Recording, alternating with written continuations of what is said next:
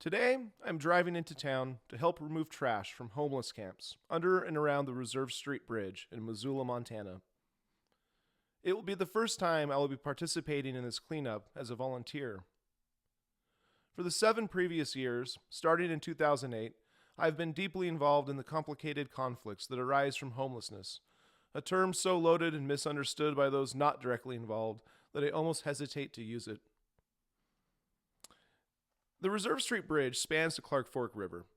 When these efforts began in earnest 5 years ago, roughly 26 unique sites existed across a wide area of riparian river habitat. Over 8 tons of trash was removed. That effort cost the Montana Department of Transportation around $18,000 for over a week's work. After that, in less than a year, the persistent use of the area had again become a public health concern. So the homeless shelter that employed me allowed me to work in collaboration with the Montana Department of Transportation, Missoula Water Quality District staff, and the Clark Fork Coalition to get the job done in a way that took into consideration the needs of the people living in this area. When I was the outreach coordinator for the shelter, I made at least one visit to the camps every week, all year long. I came with volunteers of our outreach program, supplied with food, clean socks, and other useful items. As the date of the cleanup approached, we made sure to get the word out that the cleanup was happening. If no one was around, we left cards. People were given every opportunity to be informed of the impending cleanup so they could make preparations to leave with the understanding that anything not removed was going to be thrown away. It's weird walking this landscape again.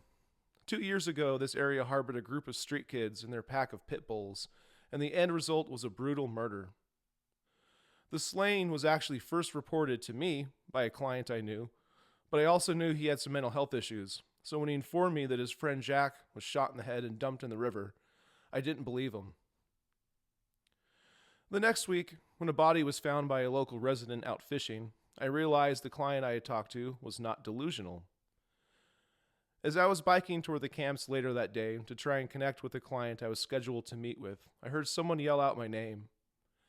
That's when I noticed a group of people sitting behind a store on Mullen Road. I approached that group and ended up talking to the homicide victim's girlfriend. She gave me a detailed statement about what she claimed happened to her boyfriend, Gilbert Jack Berry, including a description of what the 2 assailants, Kevin Leno and Kenneth Hickman, did to the man before killing him. I wrote up the statement and hand-delivered it to the sheriff.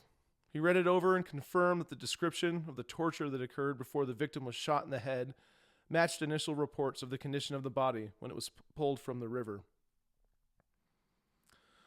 All of this happened during the summer of 2014. The homicide and my unintentional support role in providing quick information to the authorities accelerated a shift in my worldview that I now firmly locate in the year 2008, which for me was the year I first became a dad. I started my work at the shelter. America elected its first not totally white person as president, and the world economy experienced the first shock of a global financial crisis threatening to bring the whole house of cards down, even now, on this rainy day in mid-October in Missoula, Montana. Now it's 2016, and what I see isn't pretty. I see 8 years of neoliberal failure from the Obama administration, 8 years of the Federal Reserve papering over the insolvent finance sector, and 8 years of talking about the significant gaps in services for people suffering from addiction and mental illness, with little to no corresponding action to actually deal with the underlying problem that pushes people to the margins of society, like homeless camps just a few miles from the gentrified heart of downtown Missoula. These failures have directly threatened my personal safety and the safety of my family. Last year, I was assaulted by a mentally unstable person on meth, and because of the dynamics of jail overcrowding, he didn't spend 1 second in jail.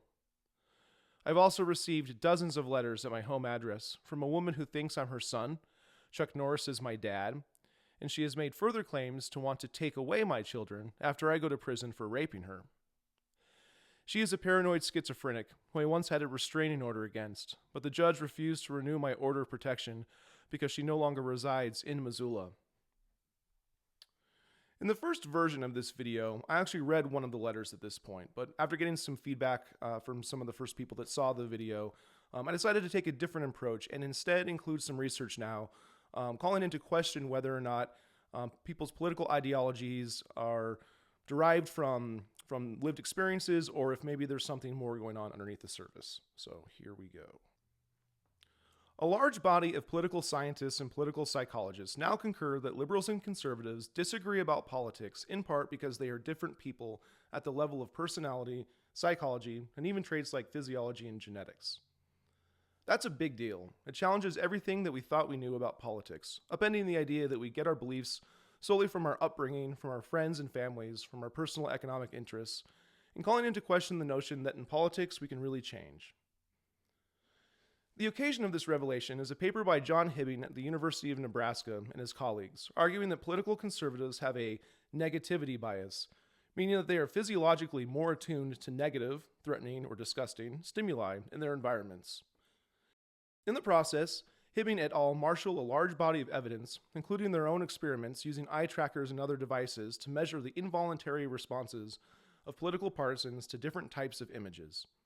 One finding, that conservatives respond much more rapidly to threatening and adverse stimuli.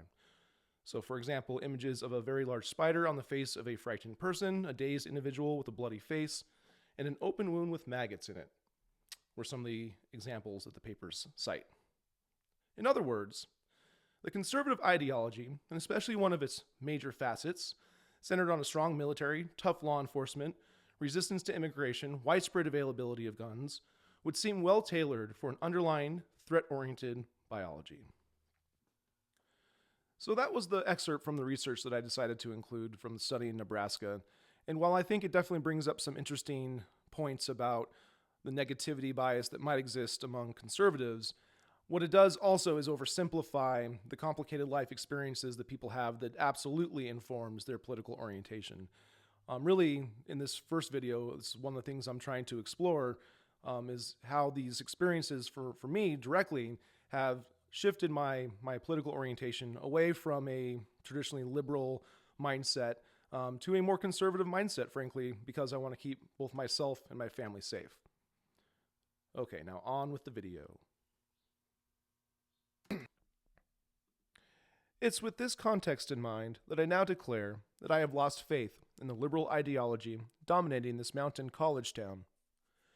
Beyond the effective deployment of identity politics and social wedge issues, like a gun control ordinance and relocating hundreds of refugees into this economically exclusive town, I have watched allegedly progressive politicians try to disappear the visibility of addiction and mental illness by trying to criminalize benign behavior, like sitting on downtown sidewalks. The efforts to sanitize downtown for more gentrified development, while continuing to ignore the gaps in services that overwhelm first responders, keeps camps like these viable. While the bleeding heart liberal might decry this cleanup effort, the reality of these camps is both disgusting and violent. In addition to the homicide, there have been rapes, stabbings, and one incident of a young man nearly beaten to death with a piece of rebar over a pork chop. And that's just in the last couple of years. Tons of trash accumulate, including needles, rotting food, and abandoned clothes. One year we found porn and baby clothes at the same campsite. So I come out here to pick up the fragments of people's broken lives because the broken systems aren't being fixed. But there will be a new art park downtown for $500,000, and there will be a new bank, and a new hotel, and new soccer fields, and new condos. There will be $500 million of development in the next 10 years, transforming this ideal little valley into an even more gentrified playground for the coastal elites, fleeing the creeping failure of their neoliberalism. 8 years working at a homeless shelter and on the streets has given me much more sympathy for first responders, including law enforcement, and respect for people of faith who are often my volunteers. But in the realm of political polarization, cops and Christians aren't necessarily reached out to by liberals. Instead, they are being lumped into that big basket of ignorant deplorables, then blamed for the absurd shit show known as Donald J. Trump. For me, I've been living with a growing sense of dread since leaving my job in February. In the subsequent months, I've been busy writing and making art, including music, in preparation for a website launch coming very soon. But it's been hard, especially now that my kids are old enough to ask difficult questions about things they hear on the news. questions I don't always have good answers for.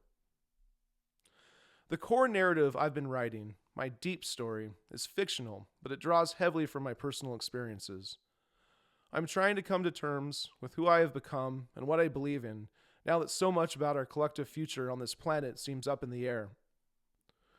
My recent path has taken me on a deep dive into topics like the occult, drugs as weapons, mind control, Nazism and its dark overlap with the origins of the New Age movement, international pedophile networks, conspiracy theory culture, ancient civilizations, Gnosticism, prophecy, and how, if the devil exists, he fits into where we are as a species and where we might be going. So to anyone tuning into this story in the various forms it has taken so far, even the blog posts, thank you. And stay tuned. There's much more to come.